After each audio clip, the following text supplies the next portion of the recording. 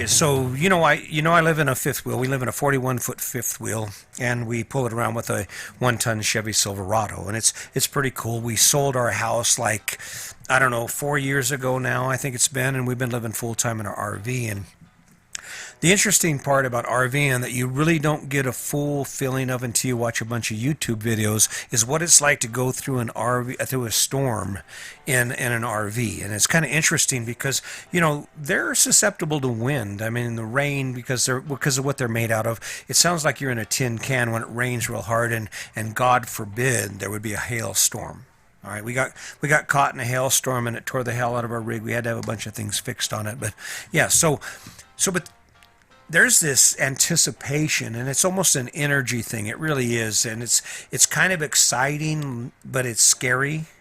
Where there are clouds in the air, on the sky, and there's storms coming, and I get out the weather radio and I start listening to the weather radio, especially at night, because that's when it gets real scary, and we're just planning for the worst, okay? And so and you can feel that storm coming, but you're in it, and you everything's going to be okay. You're an optimist, and that's how we feel about it most cases. We don't mess around with the weather. Obviously, the one year we was in Florida, a hurricane came through and took out Mexico City. We were staying in Perdido Key, and we headed to Mississippi. We ain't messing around with it. But when those issues or those situations occur, if you really pay attention, you can feel it.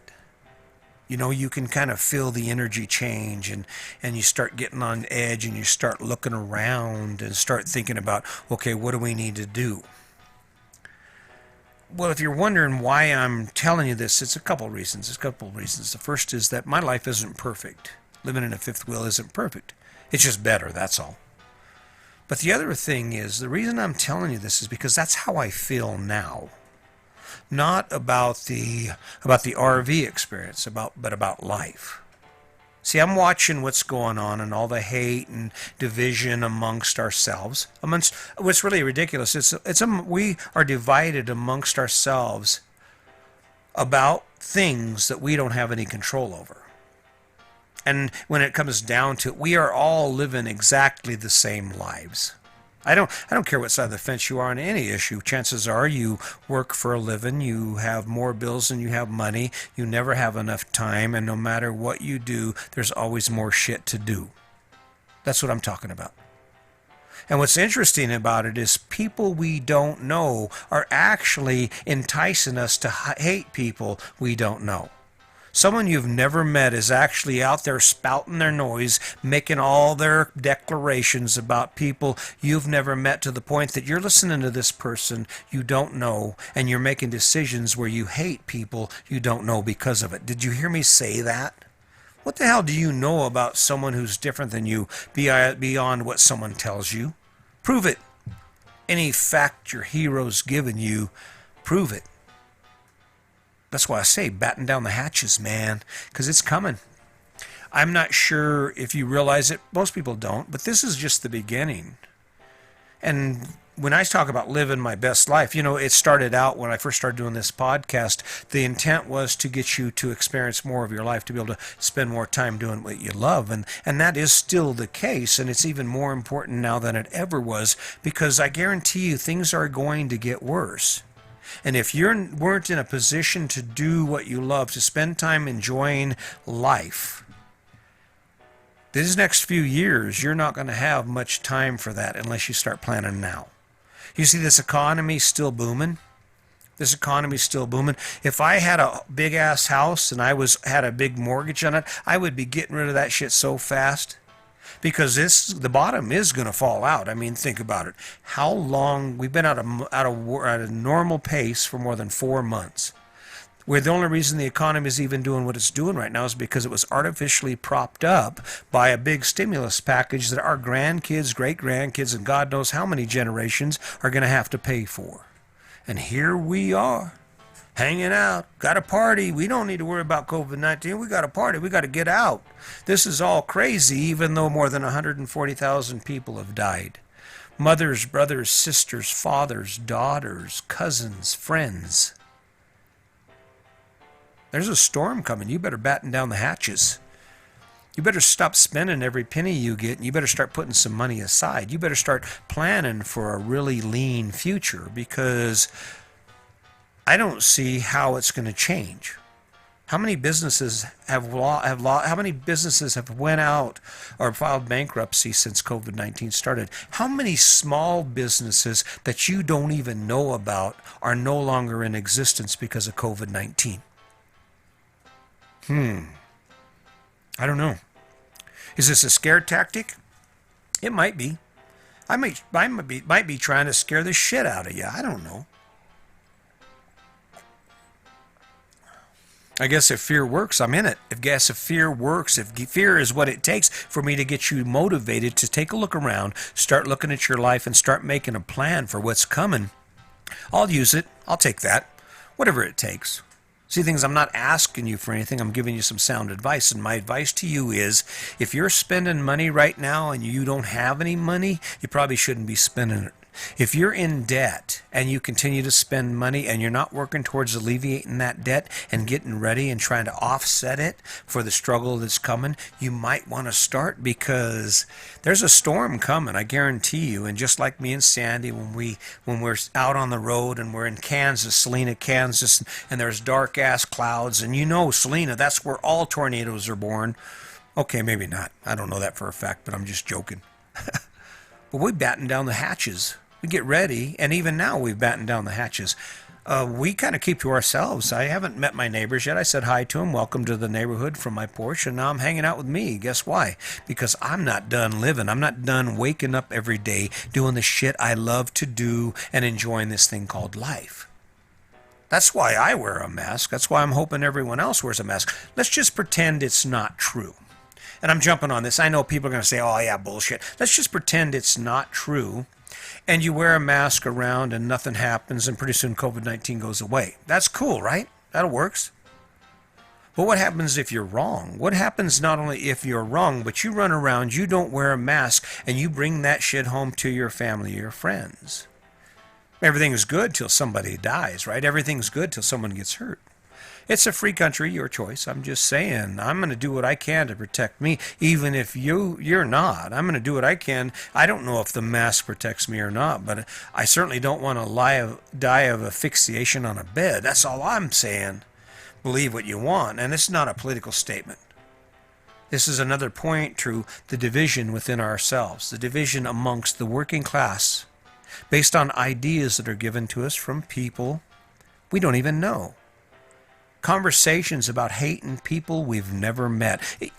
If you want to hate me, this is your opportunity to meet me. At least if you send me a nastygram on my video or on my chat blog, on my podcast, because of what you're hearing here. At least you've gotten an idea to see who I am. And this isn't to influence you. This is just to say, hey, guess what? If you haven't had a lot of fun at this point, you might want to start figuring out a way to free up some resources so you can spend a little more time doing what you love and a little less time doing what you don't. And for God's sake, just let me put this out to you. How has your life changed in the last 6 months because of social media? Because I can tell you how my life has changed. I've got a lot more time now. That's the cool part about all this angry ass shit we see on social media. People arguing amongst themselves when neither one of those opinions even matter. Don't change a thing. All it does is create division. 6 months ago, I was on social media every day. I was writing articles that took me 3 hours to write, posting them, pushing it. And what I found out was nobody gives a shit. I said it in the previous podcast, and I like the analogy. Social media is a river that's running really fast, and you throw your opinion in it, it's gone like that. Before you know it, there's 1,000 million billion opinions behind it, and yours is lost in the mix as it goes over the falls. That's how important social media is. That's how important your opinion is. Maybe take that time to do something else. Well, I decided to. I get on social media every once in a while. If you see a post and you're a friend of mine and you see me throw up a post, it's going to be a promotion for my podcast. Not that anyone I know wants to listen to my podcast, because everybody thinks I'm crazy. But that's the only thing I see social media is. It's a way to reach you. It's a way to advertise to you, hey, listen, I'm still out here, and guess what? I'm still trying to help you. I'm still trying to do it for you. Still thinking about you. Still spending my time thinking about your life. Man, can you imagine what would happen if you spent that much time thinking about your life? I don't know. All I'm saying is you better batten down the hatches. You take a look around, you look at our health system, they're overwhelmed right now. You take a look at the political divide in our country and the social economic divide. Listen, if first and foremost, if you're a millionaire, you're not listening to this shit. And that means you're just a working class stiff who is one catastrophe, one virus away from disaster. You're one rule, one law, one issue, one major event away from being in the same position as the people who lost their jobs because of COVID-19. That's where you're at. It doesn't matter who you elect, who you vote for, what your opinion is on social media. That's the real truth. And I'm just trying to get you.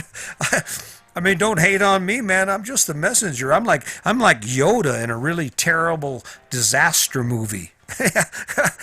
That's a good analogy. Let me be your Yoda, huh? Let me be your Yoda. What I'll do is I'll say, hey, quit doing that. Why are you doing that? It's making your life worse. You got to listen. You got to pay attention to yourself. Does that work for you? And I'll keep talking. I'll keep talking. I'll keep sharing this story. And eventually, hey, Luke, listen to me. Listen to me, dude.